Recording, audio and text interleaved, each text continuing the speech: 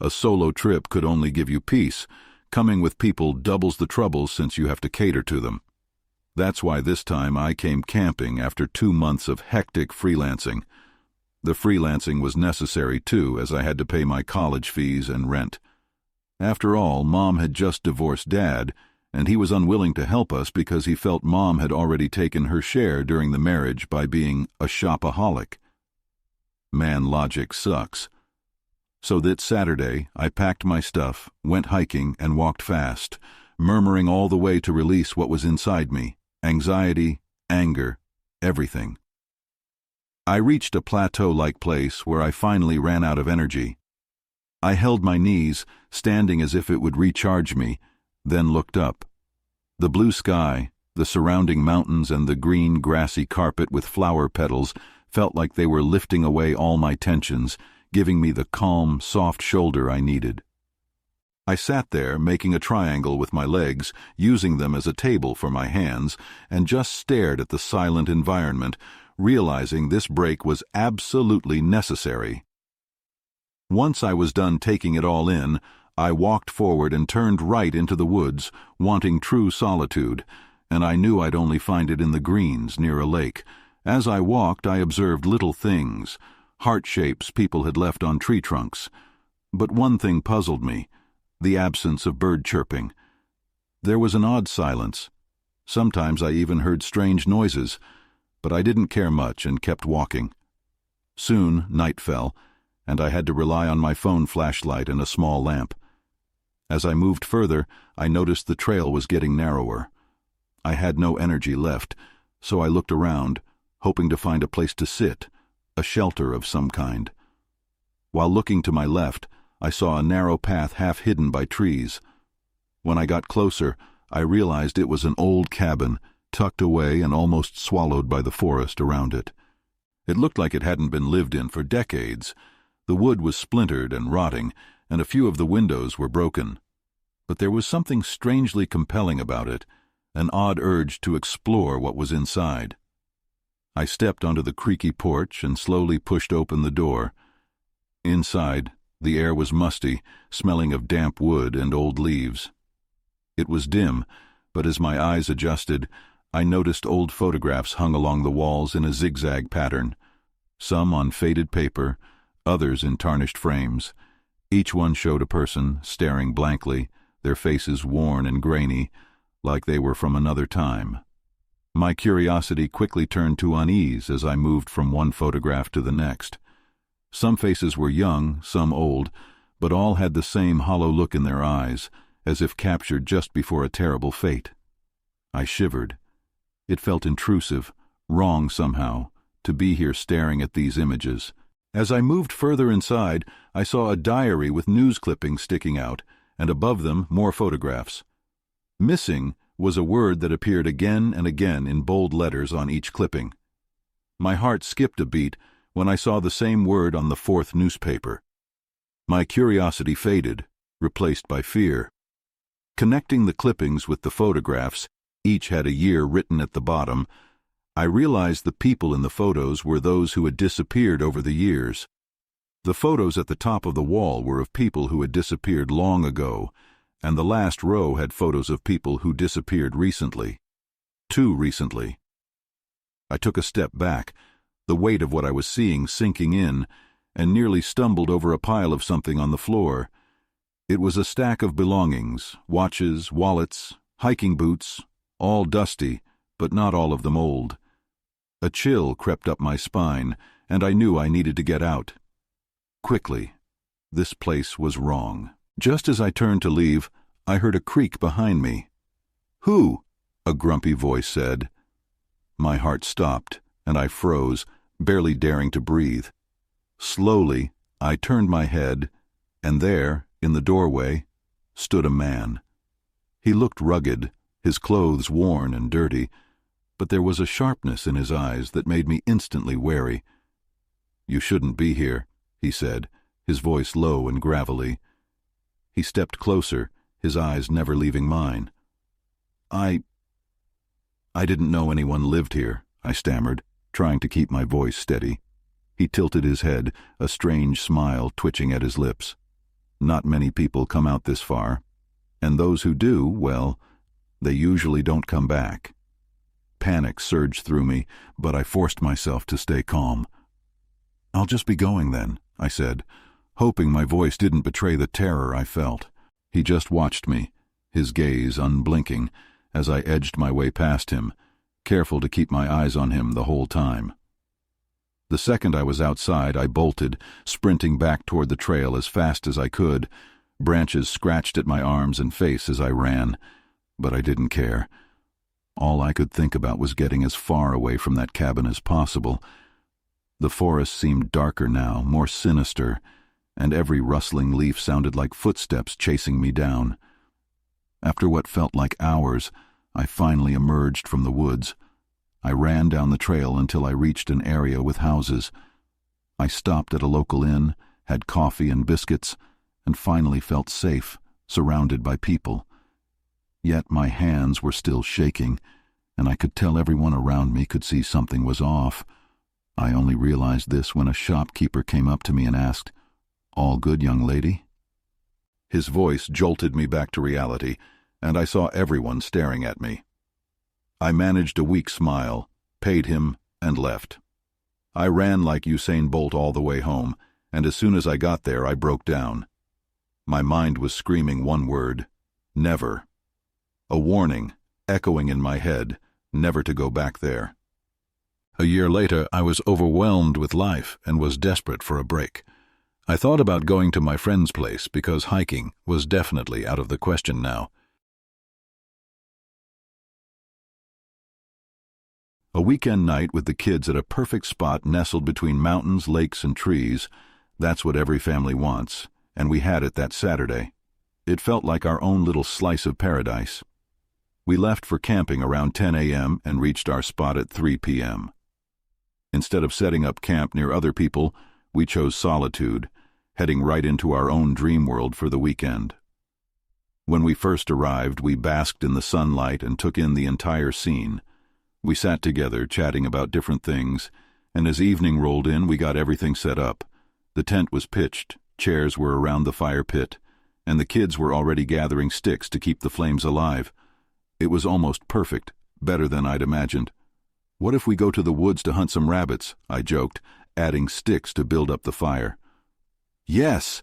all my kids yelled, and I burst into laughter, glancing over at my wife when I noticed someone staring at us. I looked to the right of our camp and saw an old pickup truck parked at the edge of our site. I hadn't heard it approach since we'd been there, so I assumed it had already been there, and I just hadn't noticed it because of the trees hiding its rusty frame and dim headlights. While my kids and wife tended to the fire, I wandered a little closer to the truck and saw a man inside. I couldn't quite make out what he was doing. Maybe he was lost or just resting before moving along. I tried to shake it off, convincing myself it was nothing to worry about since we were here to relax. But even as I returned to my family, I kept glancing over, trying to act casual while noticing that the man was still sitting there, unmoving. "Papa, let's go to the woods," my kids begged, tugging at my hands. "No, boys, it's night," my wife chimed in, thankfully helping them realize I'd only been joking. Though I tried to focus on enjoying the evening, a sense of unease lingered. As I prepared to cook some chicken over the fire, I saw the driver get out of the truck. Instead of leaving or setting up his own camp, he just leaned against the truck, watching us. A chill ran down my spine, but I tried to ignore it, telling myself I was overreacting. Yet his presence was unsettling. We carried on, cooking chicken, roasting marshmallows, and telling stories to the kids, but the whole time I could feel his eyes on us. "Why is that man looking at us?" my youngest finally whispered, breaking the tension we'd all been feeling. I struggled for an answer. "He's just minding his own business, buddy. Don't worry," I said, but even my wife was quiet now. Then, without warning, his headlights flickered on, bathing our campsite in a harsh light. We all froze, squinting against the brightness. Shielding the kids' eyes, I stood up, trying to project confidence, even though I was terrified that bringing my family here had been a mistake. The man didn't move at first. He just stood there, shrouded in his headlights, his face obscured in shadow. And then, slowly, he began walking toward us. Each step was slow and deliberate, and my heart raced with each one. I wanted to move, to grab the kids and run, but I felt rooted in place, like I was in a nightmare, and my body wasn't my own. Just as he got close enough that I could see his face, he stopped. I held my breath, every nerve on high alert, waiting to see what he'd do next. Then, as suddenly as he'd approached, he turned back to his truck, climbed in, and drove away, his taillights vanishing into the woods. I let out a shaky breath, trying to steady myself. We sat in silence for a while, staring into the darkness where he'd been. The kids were nervous, asking, "Dad, what will happen?" "Nothing. All's fine now. We'll leave tomorrow."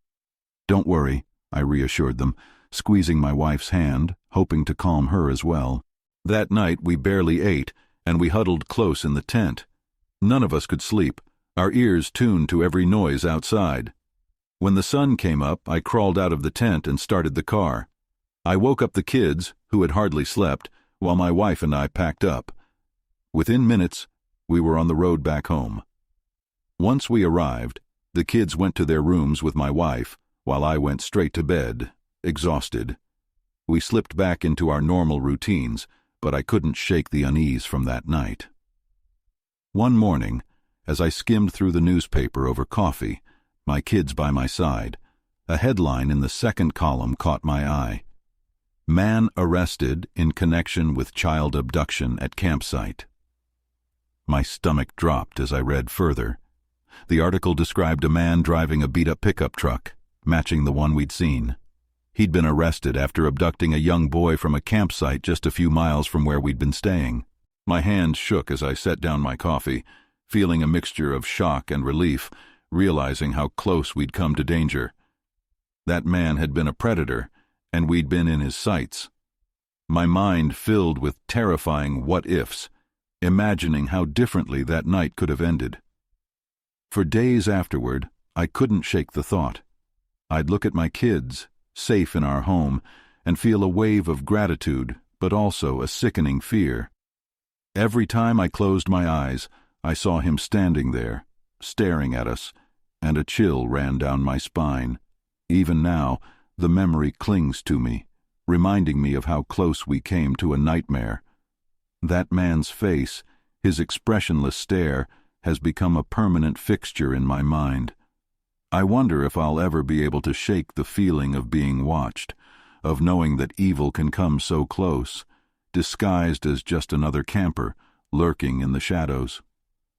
It's strange how quickly a peaceful moment can turn dark, how one quiet night around a campfire can become a haunting memory.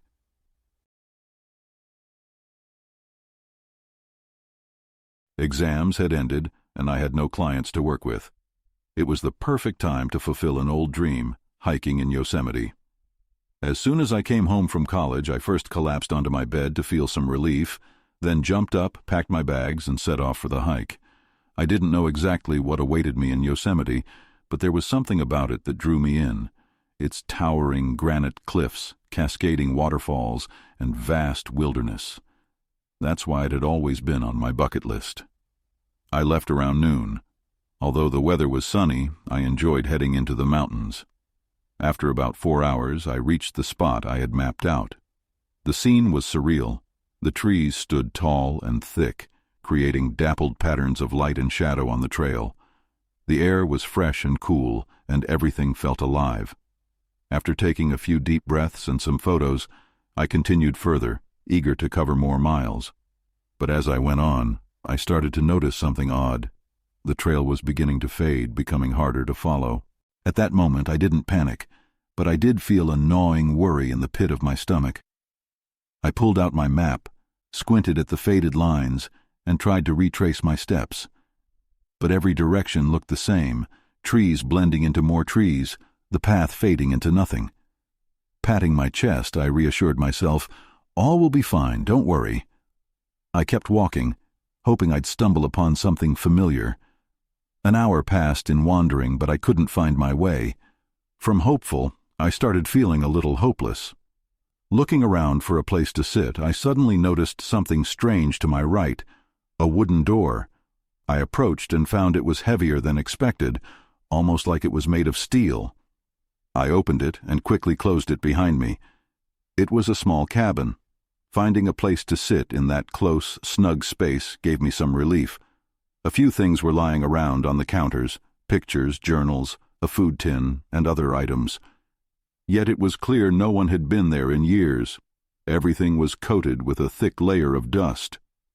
The wooden planks on the counters were rough and splintered, and the windows were grimy and dark. There was also a little cot in the corner, and at that moment it felt like a luxury bed. I decided I'd spend the night and head out at dawn when I could see better. Once I finished exploring the cabin, I noticed the eerie silence engulfing the woods. The forest seemed to close in around me, every shadow growing darker, every rustle sounding closer. I tried to ignore it, convincing myself it was just my imagination. But then I heard it, a knock, sharp and sudden, on the door. I froze, every hair on my body standing on end. My mind raced. Who could be out here? Maybe it was a park ranger, I thought, though I knew how unlikely that was. My heart was pounding so loudly I was sure whoever was outside could hear it. Then, footsteps. Slow, heavy footsteps, moving around the cabin. I held my breath, trying to stay as quiet as possible. The footsteps stopped near the back window, then moved around the other side. I could feel my pulse in my throat as I strained to listen. I pulled out my phone, but of course there was no signal. I tried dialing 911 anyway, but nothing. I was completely cut off, alone. Though terrified, I thought of an old trick. I couldn't actually call anyone, but I could pretend. So I held the phone to my ear and started speaking loudly, as if I were talking to the police. Yes, I'm in a cabin off-trail in Yosemite. Someone's outside. A team is on the way? Great. How long? Just a few minutes. Okay, thank you so much. I'll stay put until they arrive.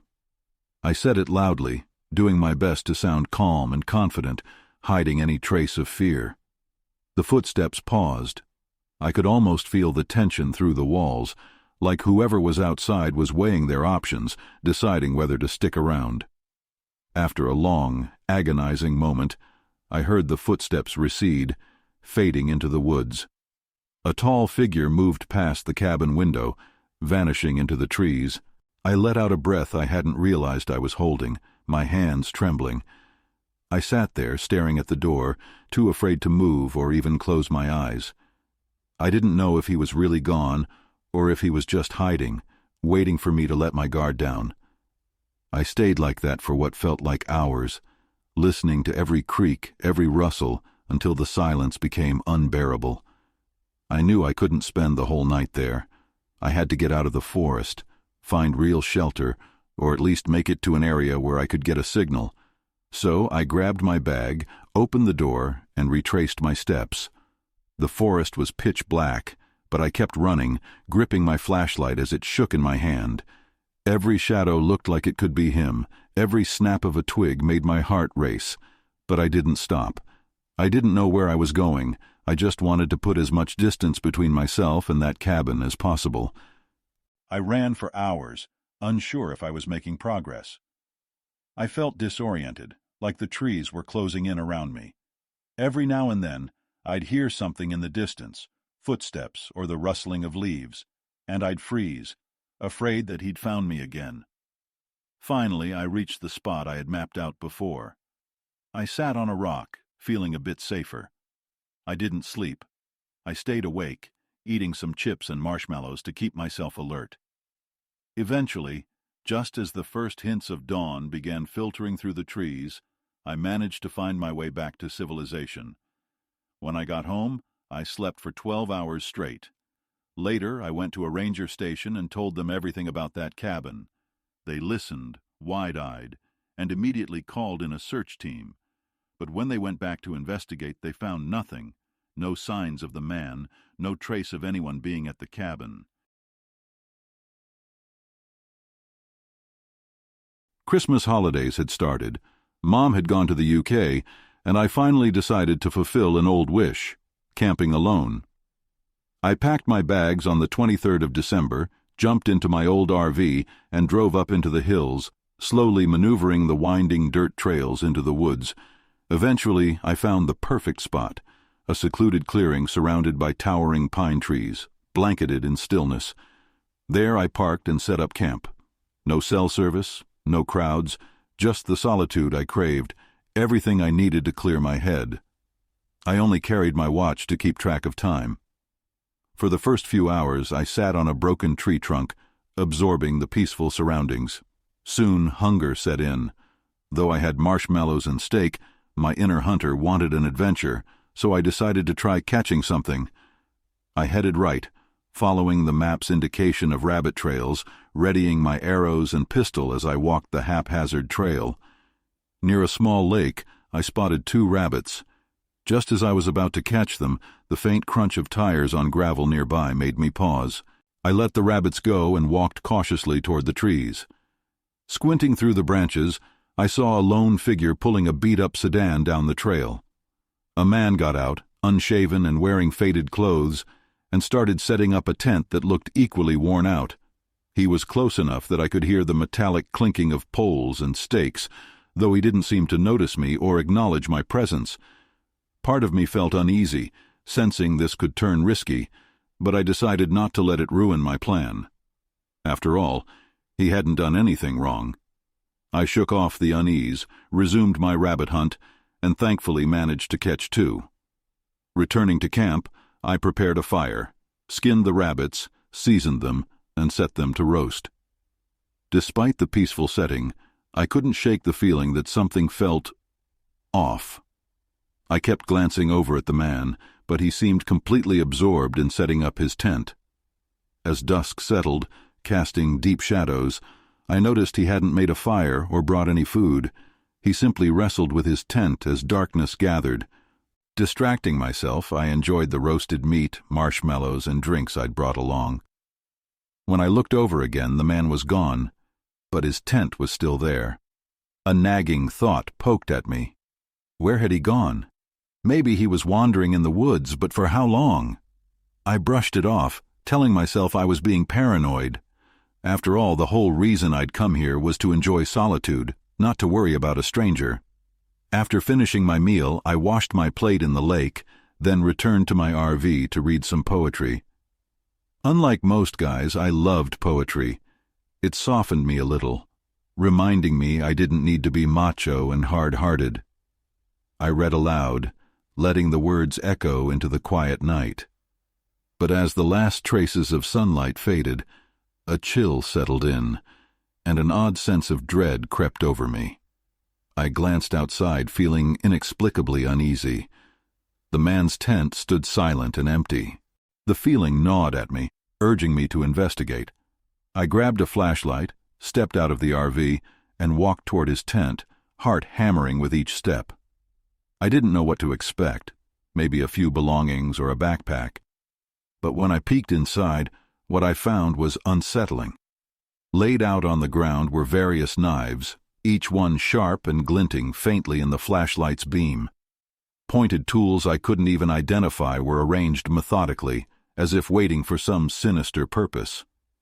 My pulse raced as I backed away, glancing around. The shadows between the trees seemed to press in closer. That's when I saw it. A figure standing by one of the trees, half hidden in darkness, facing my direction. I squinted, trying to make out if it was the man, but the stillness in his posture sent a spike of fear through me. Was it him? Or someone else? I turned and sprinted back to the RV, every instinct screaming to get away. I fumbled with the door, hands shaking, finally yanking it open and stumbling inside. I locked it, breathing hard, struggling to calm down, though the terror clawed at me relentlessly. I peered through the RV window, straining to see if the figure was still there, but the darkness had thickened, obscuring everything outside. The world beyond the glass was pitch black, and I had no way of knowing if he or it was still watching.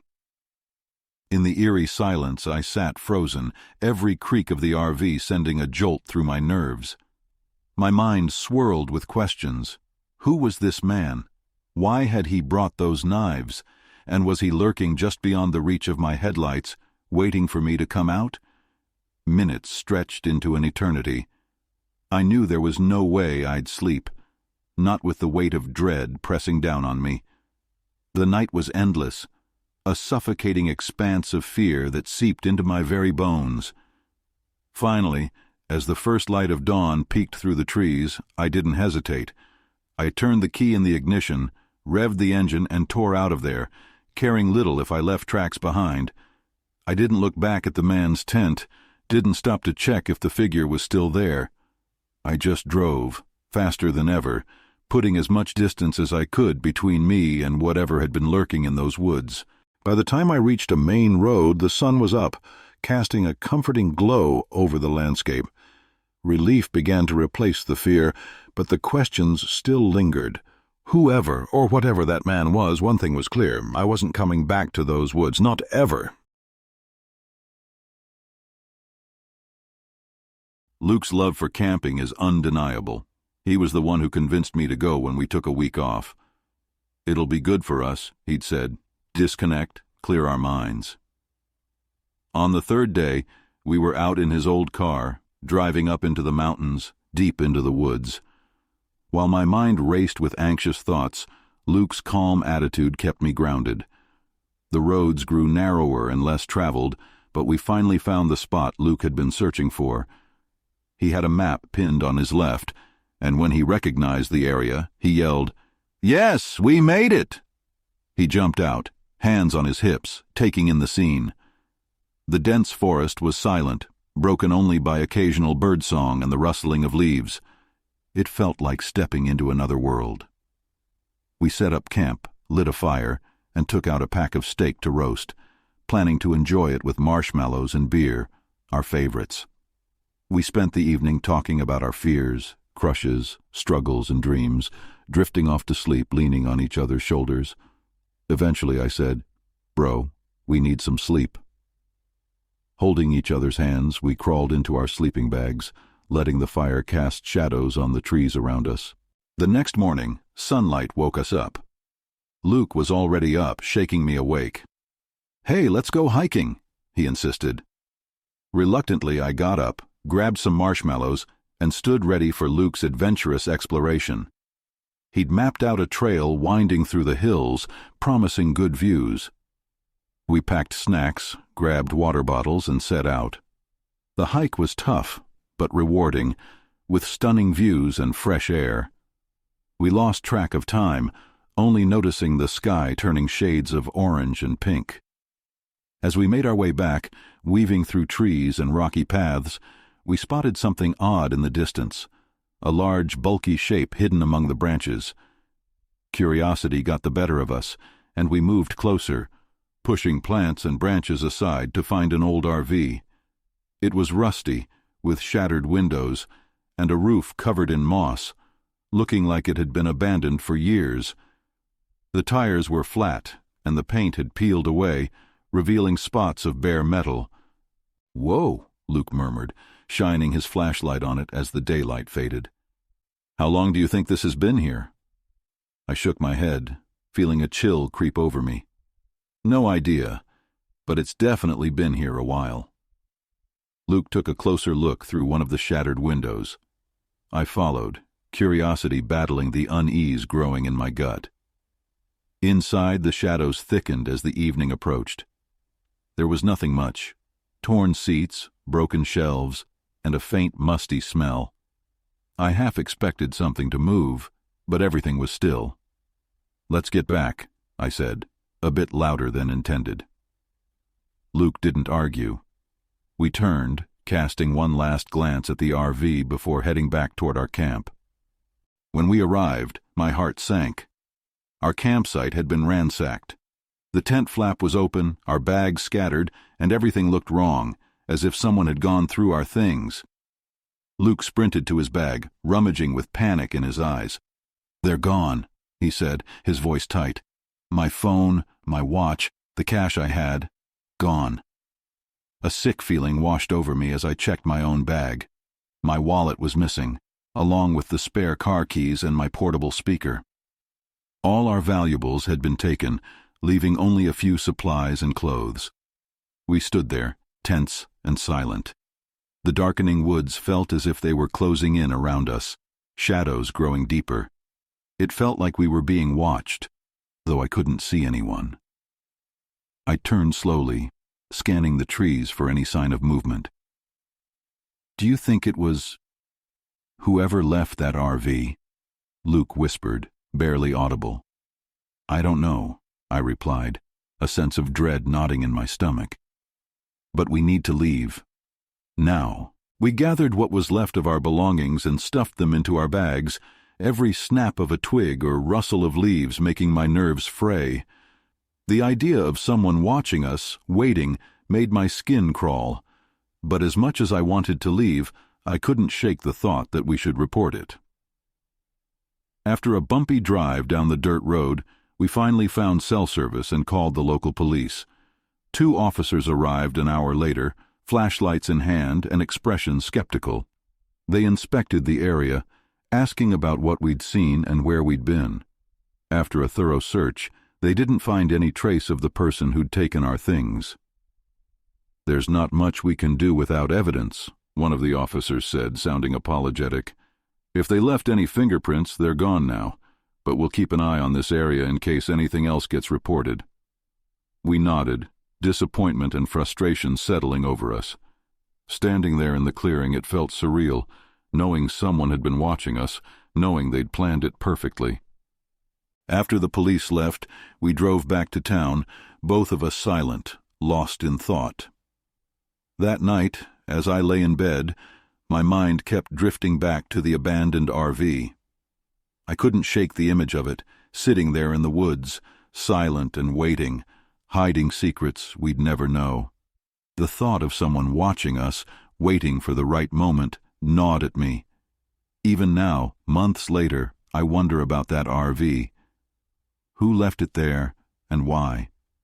What kind of person hides in the woods, waiting for hikers to let their guard down? One thing's for sure, I won't be going back to those woods. The memory of that day, and the silent, watching presence in the trees, will haunt me for a long time.